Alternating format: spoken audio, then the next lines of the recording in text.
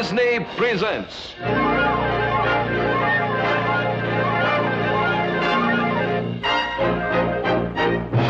from Adventureland, Killers of the High Country.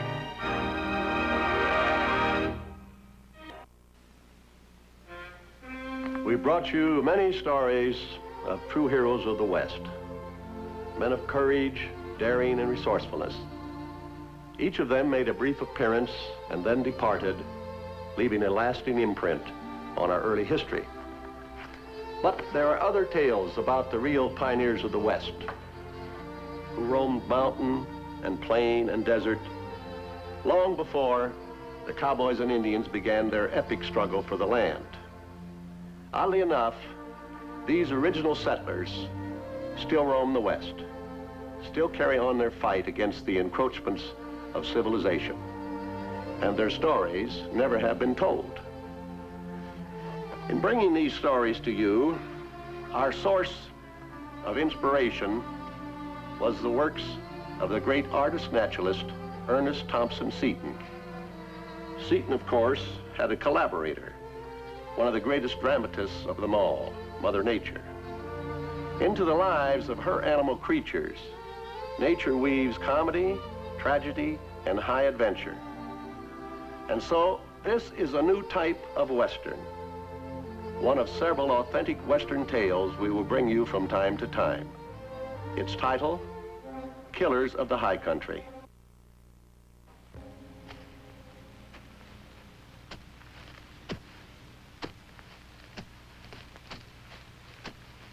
Wanted for murder, the slaying of livestock. Name, Felis hippolestis, alias varmint and catamount, alias panther, puma, and cougar. But are these charges true? What is the case for the defense? Hear the evidence now. The verdict is yours. For this is the story of the most controversial animal in all the Americas, the mountain lion.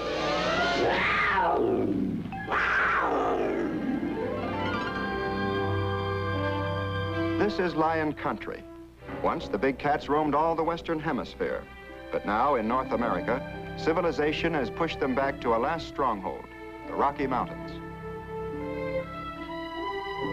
Here the king cat still is king.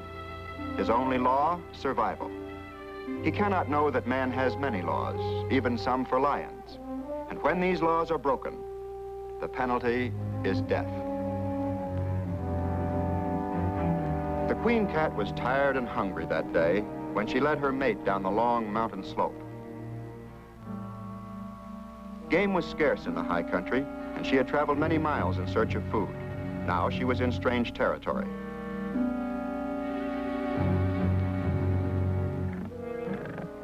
On hunting expeditions, the queen cat always took the lead. This is a trait of the cat clan. The female is dominant, and so becomes the more proficient killer.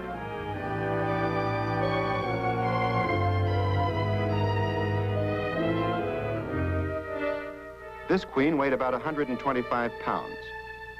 It was nearing the last stages of her prime. A year or two more, and her hunting days would end.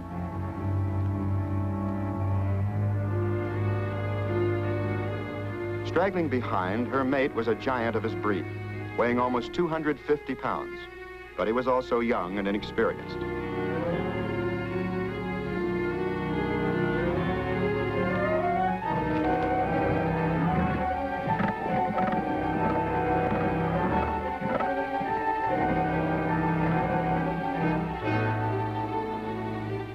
Farther down the mountain, the terrain broke into wide, brush-covered benches. This should have been good hunting ground. Today, there was no game to be found.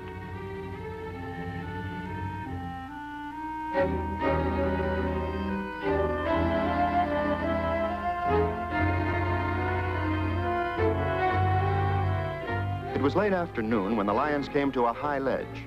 Here, instinct brought the queen to a stop.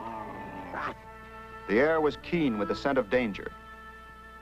Beyond lay the world of man, ranch land. And against the killers of the high country, ranchers have ways of protecting their own. This meant nothing to the young male. He wanted his mate to hunt for him and tried to spur her on.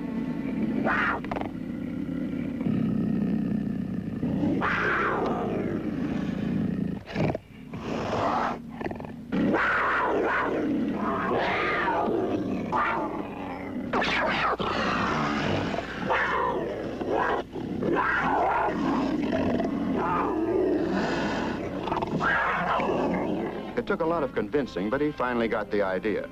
If he wanted to hunt, he would do it alone.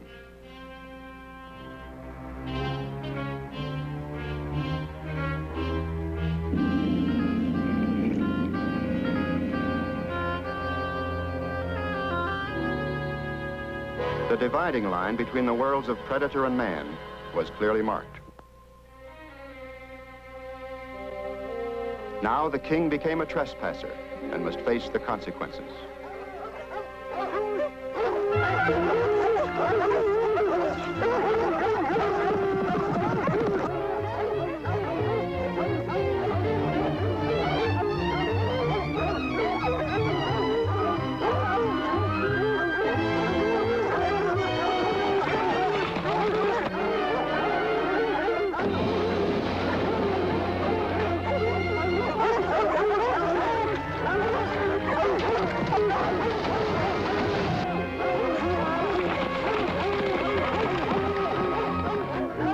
A lion is short-winded and quick to tree.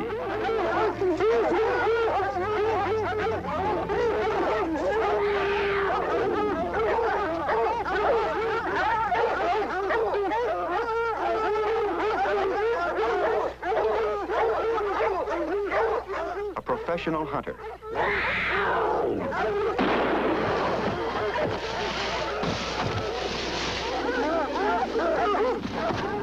The kill was quick and clean.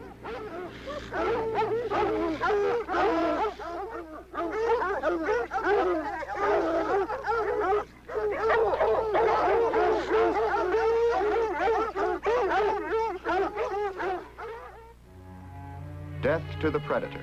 This is the law of man. It is the professional lion hunter who enforces this law with dog and gun. He respects the lion's right to survive as long as they stay in the high country. But when they invade livestock areas, he hunts them down. His objective, not extermination, but control.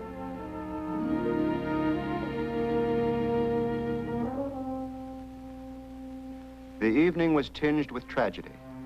The queen cat sensed it, reading the omens on the wind. Then somehow she knew her mate would not return.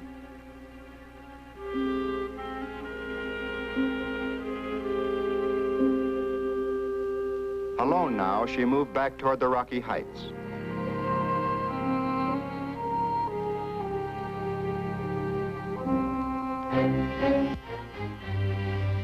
High above the world of man, she found the isolation of a cave. Here she would wait out the remainder of the 13 weeks before her cubs were born.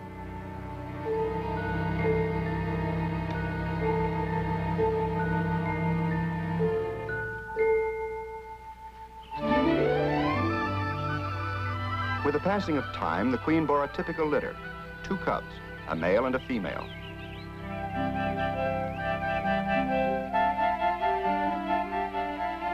At first they were hard to tell apart, but the female, Chimbica, was already the more aggressive. Even in play, her brother, Tawny, usually got the worst of it.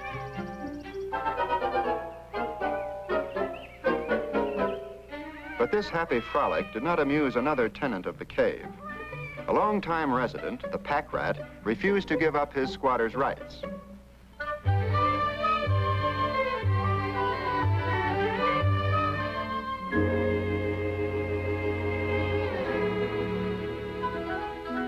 Deep in his nest, the pack rat kept a treasure trove.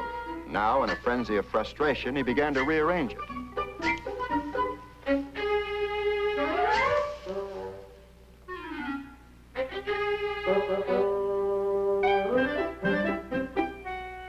This pebble was a prized possession.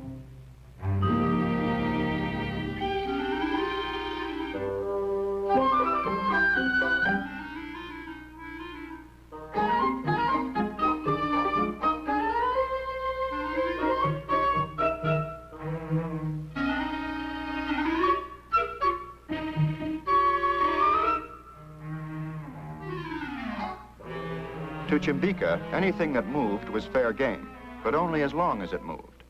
She soon lost interest and returned to her favorite target, Tawny.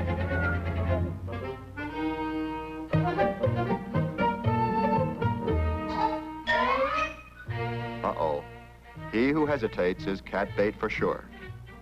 Here comes Chimbica.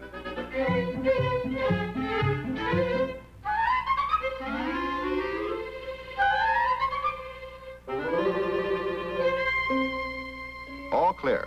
They went that-a-way. Although Tawny and Chimbica didn't find their quarry at the end of the trail, they did find something else, a big sunlit playground. Under normal circumstances, these month-old youngsters would never have been allowed to leave the cave, for they'd not yet learned to protect themselves against the dangers of the outside world.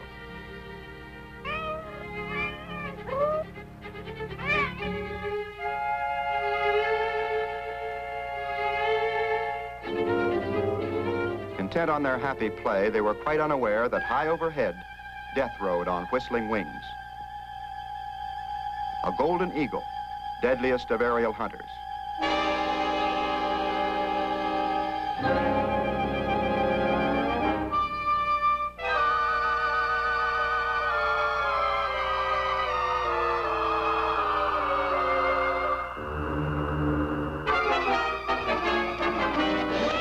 Tawny wanted no part of this. He headed for home and mother. The eagle climbed for another attack, and Chimbica was ready.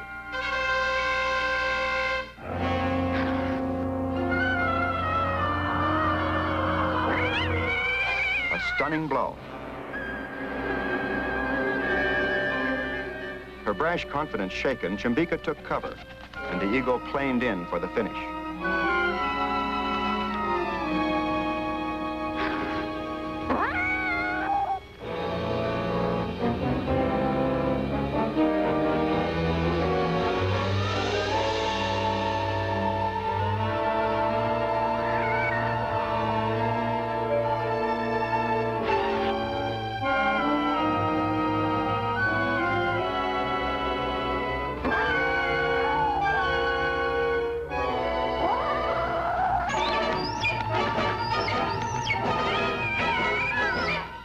With Tawny's return, the Queen sensed trouble. And with Tawny safe in the rear guard position, she began a search for the missing Chimbica.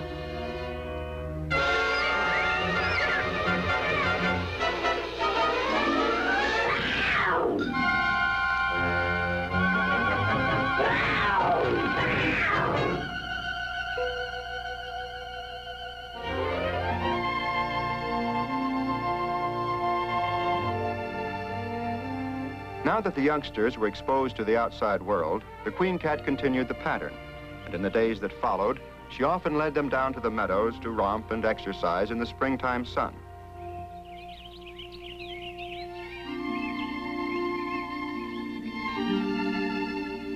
They were still too young to hunt, and so much of their time was spent in catching catnaps in the shade. It was Tawny who could always find the best place to snooze.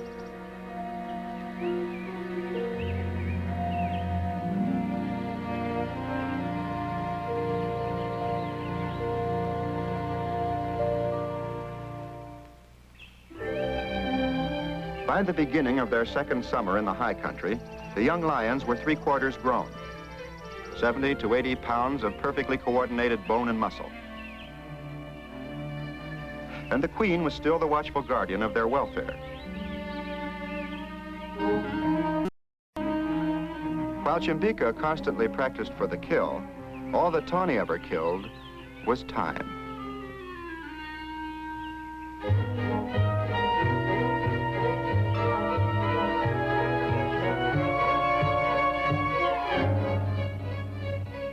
Of course, the chase was always more intriguing when there was something to chase, like this pine squirrel.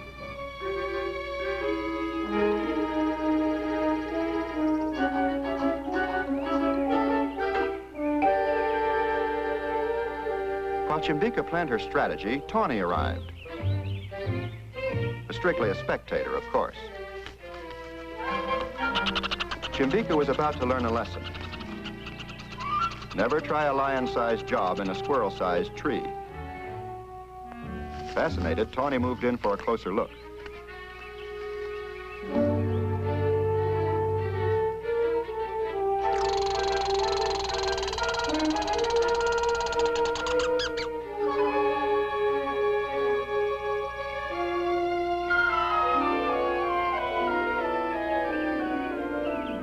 Well, if a squirrel could do it, so could Chimbica.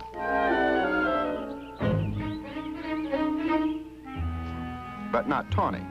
He never got into anything he couldn't back out of.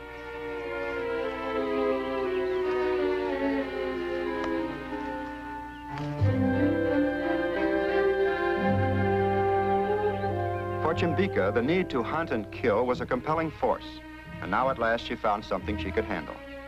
It was a kind of woodchuck called a mountain beaver.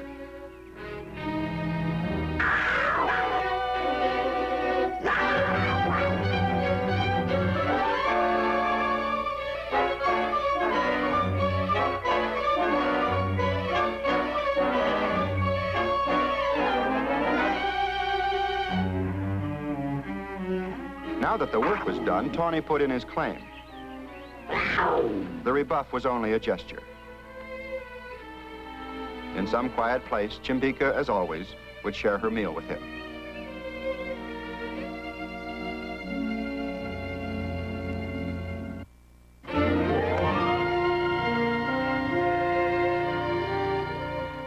When winter comes to the high country, the land is marked with beauty only in the eyes of man. To the predators, it is a time of privation. For the cat family, this was their third winter, and now they were on the trail of a deer herd, bound for lower, greener slopes. Chimbica and Tawny were full grown, and yet the family stayed together. This was due largely to the fact that the queen had never taken another mate. Like his father, Tawny had grown to record size, but in spite of this, he had never really learned to hunt. The females always provided for him.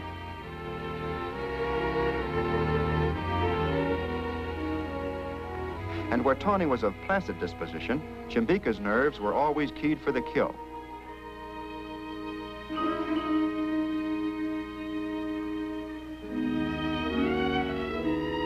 And now the bitter cold, her snow-clogged paws, and a forest completely barren of food had brought her to the edge of exasperation.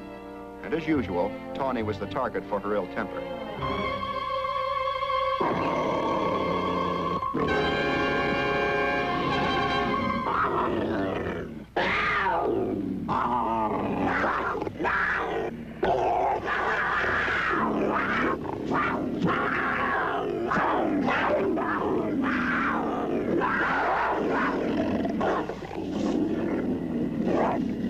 The queen moved in to break it up.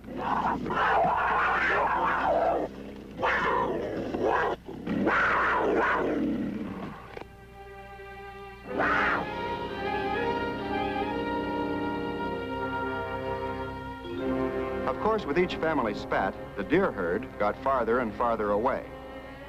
Sensing this, the queen cat set out to hunt on her own. She soon picked up the trail of a straggler.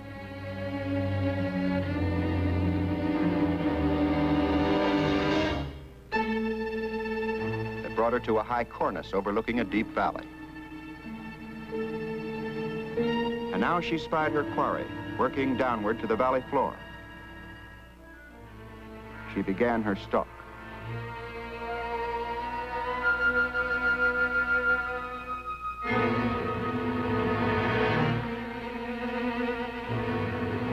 On a ledge just below the cornice, she paused. There was something above. It was Tawny, looking for his mother. And in typical Tawny fashion, he spoiled everything.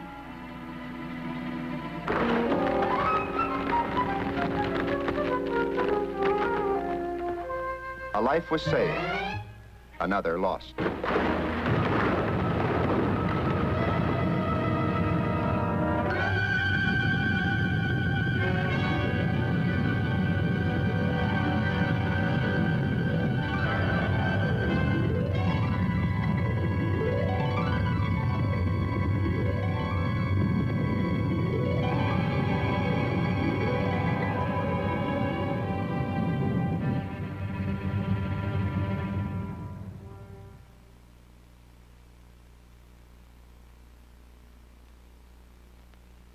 There are strange awarenesses within the animal brain beyond the understanding of man.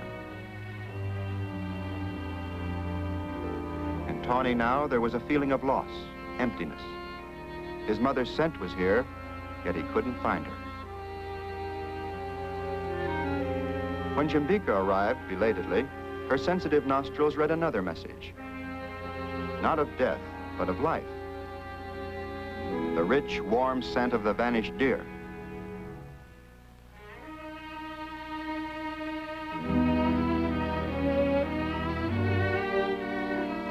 While Chimbica followed her instinct and her prey, Tawny settled down to wait for the mother who would never return.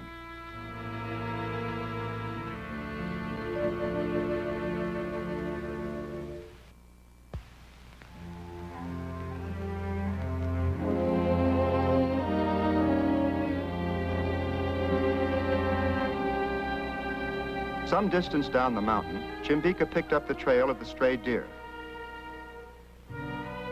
She was weary and weak from hunger, yet the nearness of game revived her.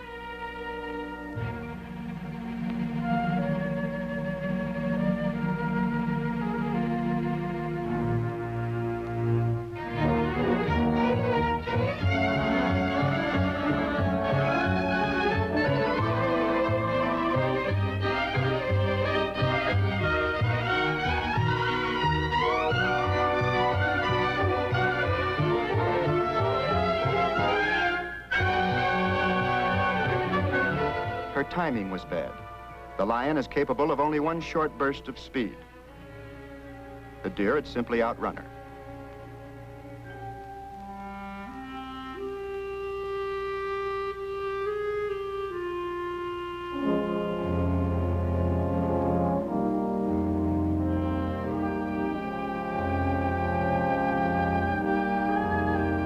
It was part of Chimbica's habit pattern to continue down the mountain toward the winter grazing ground of the deer. In seasons past, she had made similar journeys with her mother. But now, as she crossed Snowline, she found herself in a valley her mother had always avoided. And so, unknowing, Chimbica broke the law, became a trespasser, looked for the first time upon the habitat of man.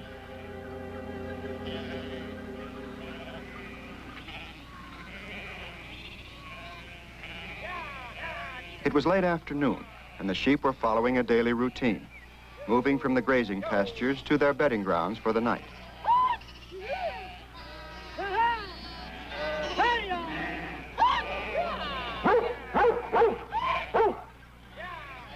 The smell of fresh meat was overpowering. To survive, Chimbica must eat. To eat, she must kill. She knew nothing of man-made laws, of crime and punishment. In nature, there's no distinction between good and evil. Her first sight of man, puzzling, but definitely something to be avoided. Her growing sense of danger sharpened her natural instinct. Keep the prey in sight, but wait till evening for the kill.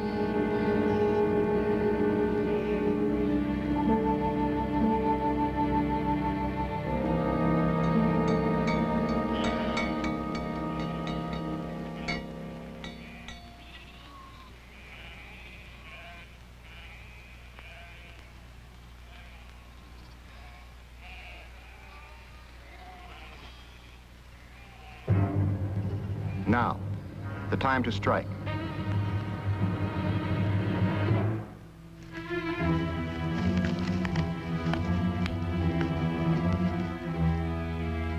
Then her taut nerves snapped.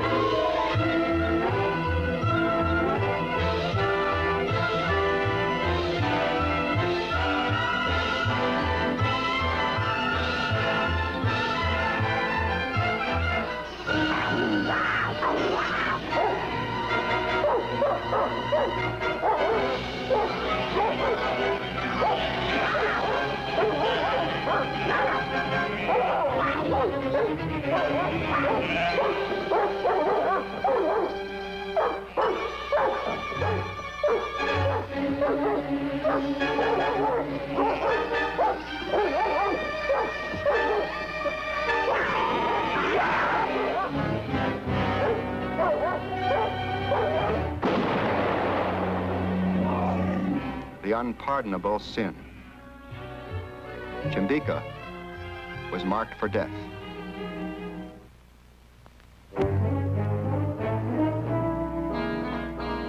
Terrified, stung by buckshot, Chimbica headed for the high country and safety. And here, by merest chance, she found her natural prey.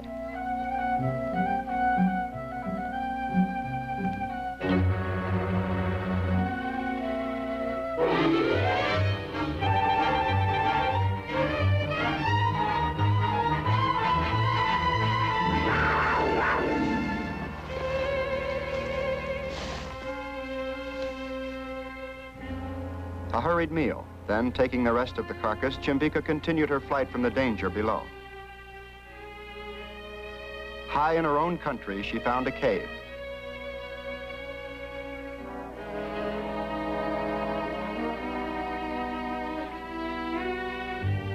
Here, she would be safe.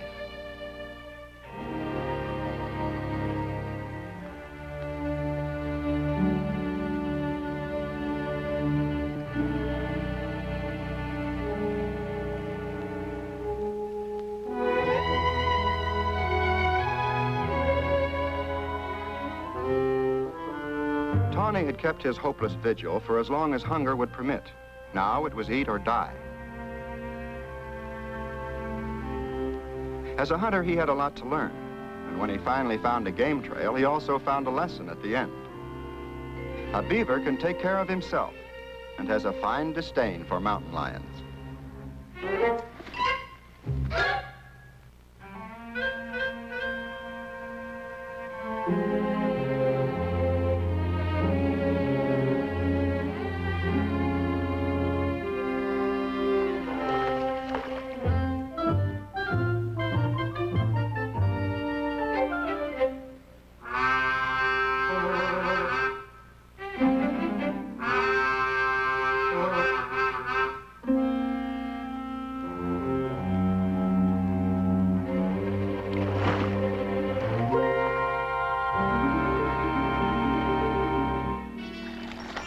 Wow, it was cold.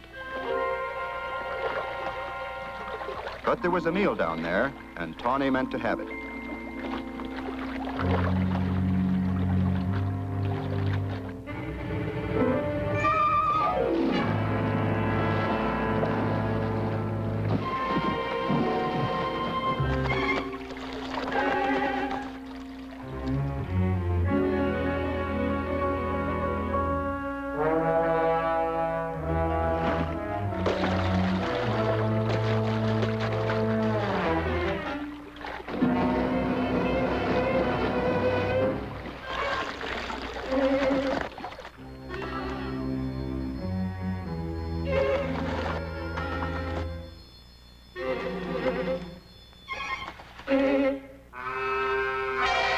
And so the beaver proved a point.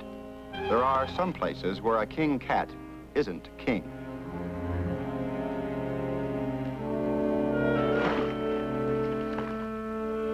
Chimbica's after-dinner nap was due for a rude awakening. Her star boarder was back. He'd finally solved his problem. Find sister, and you find food. Chimbica offered her usual objections.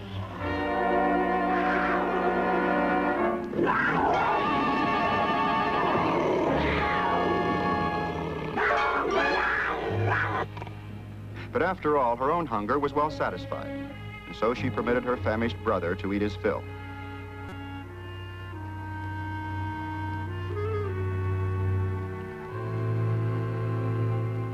Oh well, if you must be family provider, might as well take it lying down.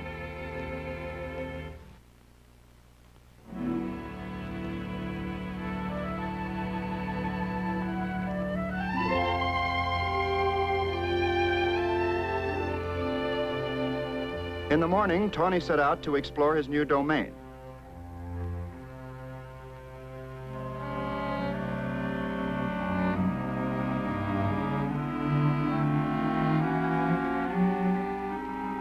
There was a tantalizing scent in the air, and it brought him to the same scene that had lured his sister.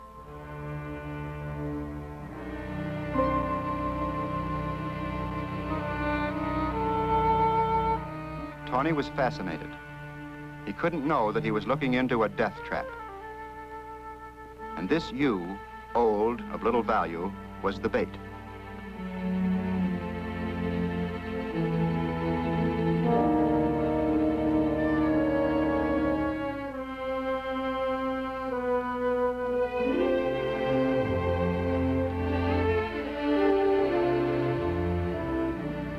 During the night, the lion hunter had been summoned. Wise to lion ways, he wasn't expecting action until late afternoon. This was the time for chow. The dogs were off guard too. But when the time came, each would prove his special worth. Stormy, fleetest of foot. Mark, best voice in the pack. Hambone, quickest to strike a trail. The hounds are not primarily fighters. Their job is to track and tree the lion. And if they found trouble at the end of the trail, the Airedale would take care of it. Slash was the fighter, veteran of 100 hunts. And finally, there was Shorty, a solid individualist who stayed aloof from the rest of the pack. Shorty also had a specialty, food. With the smell of breakfast on the breeze, Shorty wasn't thinking about lions at all.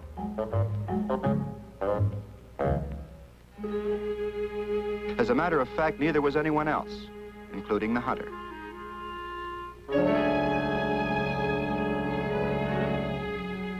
It was a matter of lucky timing. Tawny vanished from sight a split second before the hunter made a routine check of the area.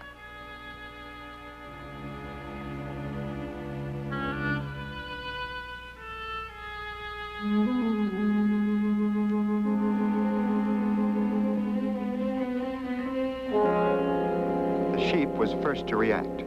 Something in the air, indefinable, but deadly.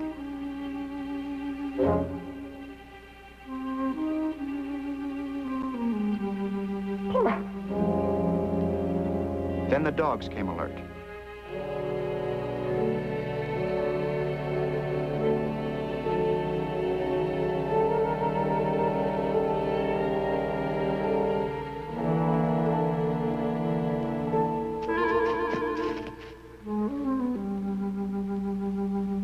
Out of awareness, a scent, vague, disturbing. Reading the message now, all the senses, nose, eyes, ears.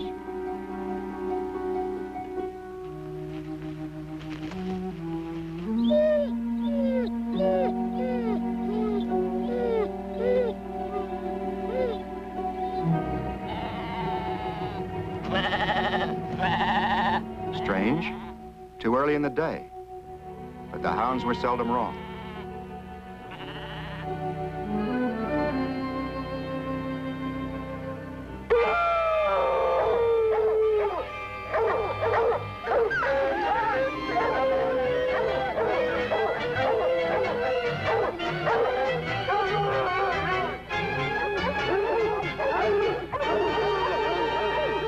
Nothing could stop Tawny now, except a hard-headed sheep.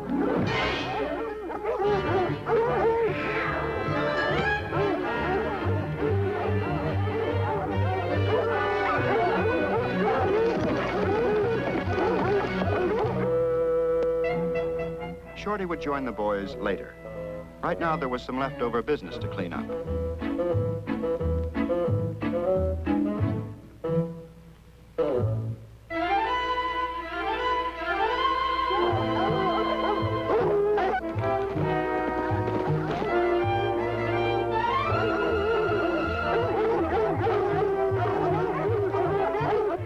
Even now, Tawny ran true to form. Any other cat would have treed, but he was heading for home and sister. From a lofty vantage point, Chimbica watched. She sensed the danger to herself, and at once moved out to find a place of safety.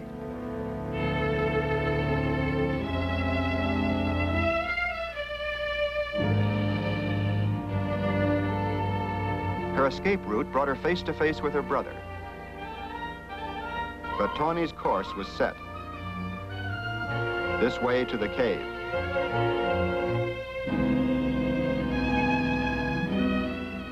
And then Chimbica made a dangerous mistake. She crossed her brother's trail.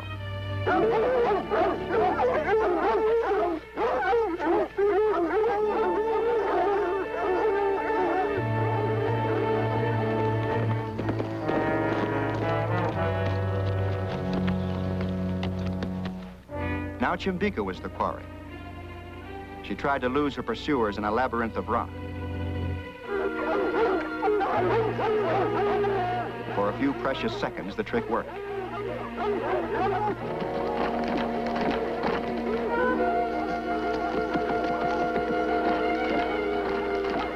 Already the hunter was blocked. He must take a roundabout course to reach the pack again. Another stratagem, laying a false trail. As the dogs solved the riddle of the rocks, Chimbica doubled back, retracing her own footsteps, and then struck out straight up for the ridge.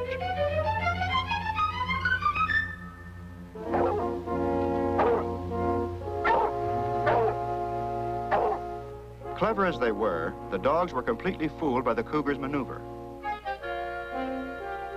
At the point where she doubled back, they found a dead end.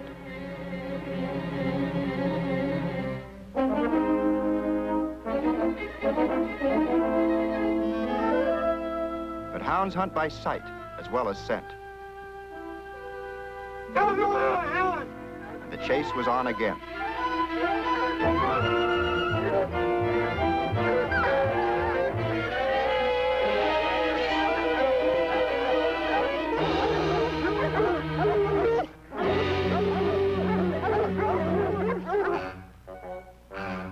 After beans, business.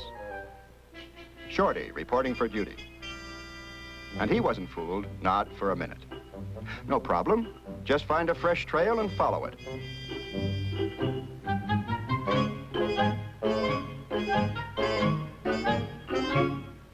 Only thing was, it was the wrong trail and the wrong lion, Tawny.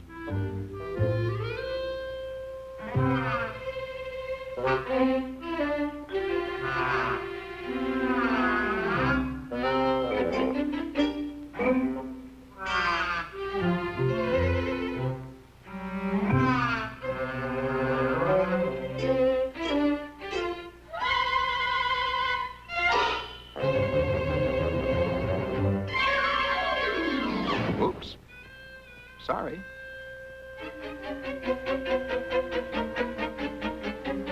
Shorty followed a commendable policy. When confronted with a lion, advanced to the rear. Despite the intrusion, nothing could budge Tawny. But Shorty decided to wait by the trail for reinforcements. First came Chimbica.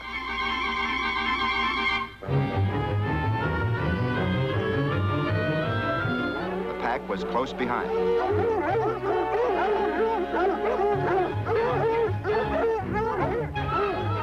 On a steep hillside, the dogs closed the gap.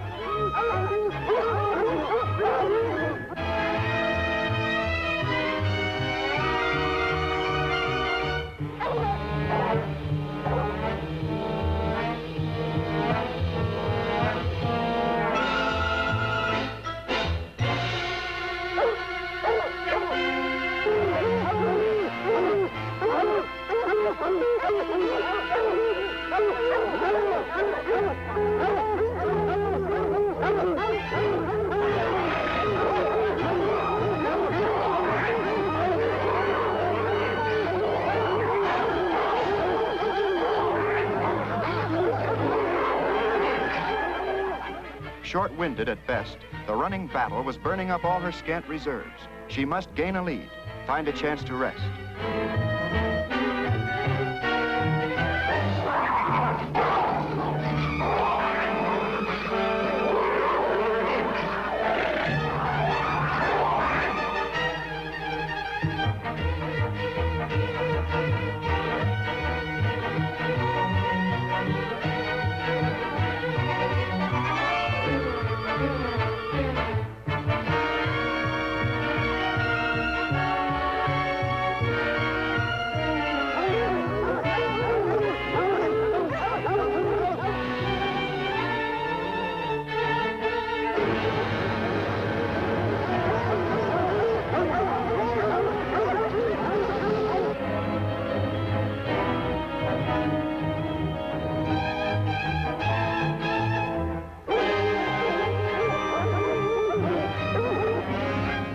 agreed. The fatal error. Now there was no escape.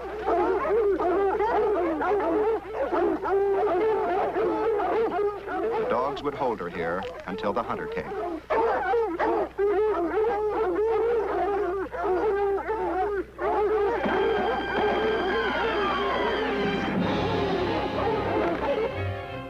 A quirk of fate had given Chimbica one more chance.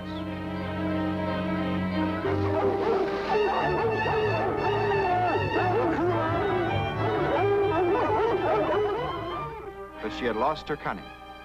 Crazed with fear, it was a headlong dash to anywhere, to nowhere.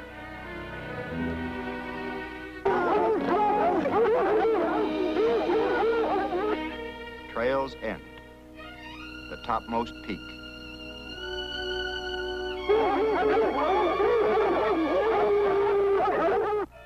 Behind lay death, and below. A mountain lion can leap 20 feet and more, but to that further ledge it was more, much more.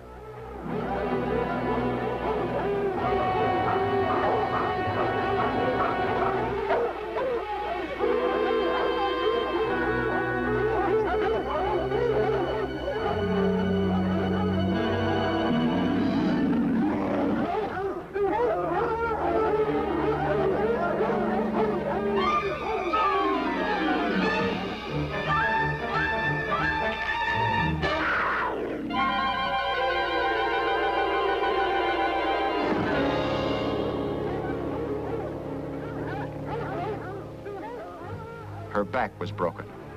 This much, at least, had been given her.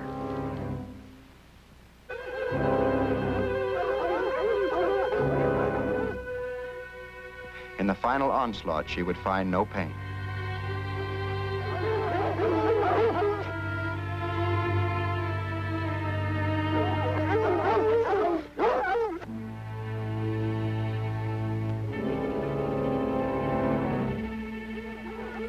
When the dogs closed in, Chimbica was already dead.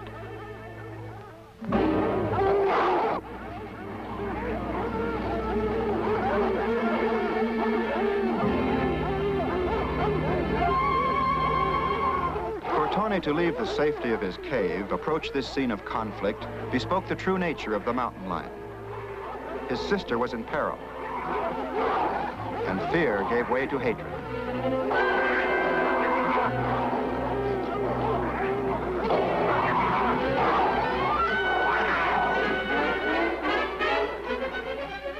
The supreme sacrifice, to give himself as decoy.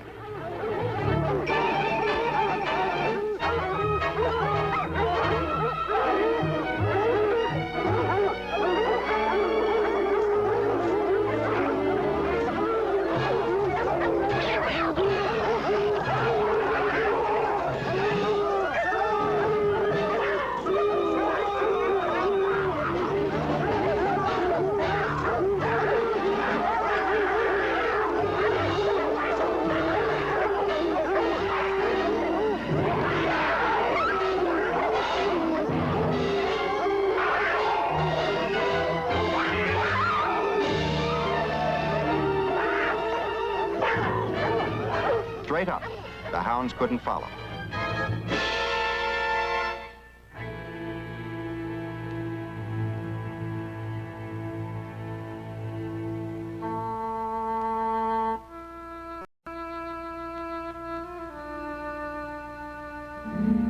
In the higher animals, there is an awareness of death.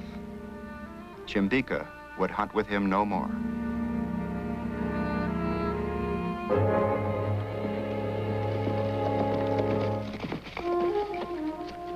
Looked like the Airedale was beyond help. The pack might be in trouble.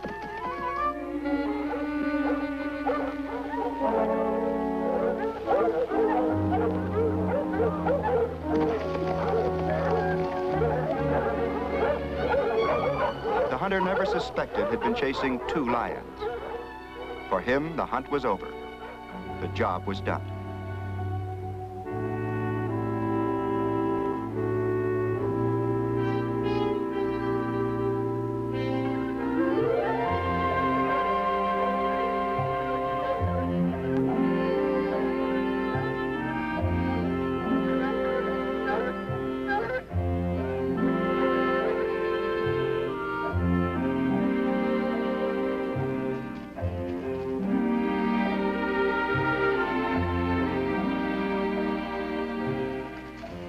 Slash the Airedale was tough. He would live, and he would hunt lions again. For this was only a skirmish in the continuing conflict between man and predator. All that happened here was etched deep in Tawny's brain. He had learned the law of man and the penalty. He would never return. And so with the passing of time, another spring.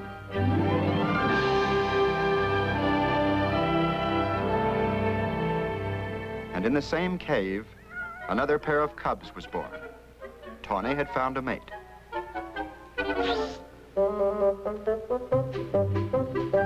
And from his nest, the same pack rat watched with the same disapproval. As Tawny's kittens grew older, they would follow nature's unchanging pattern, share the abundance of summer, face the famine of winter. And perhaps they too would come in conflict with the world of man. But nature protects her own, and there will always be some, like Tawny, who will live to continue his kind, here in the high country, where the king cat still is king.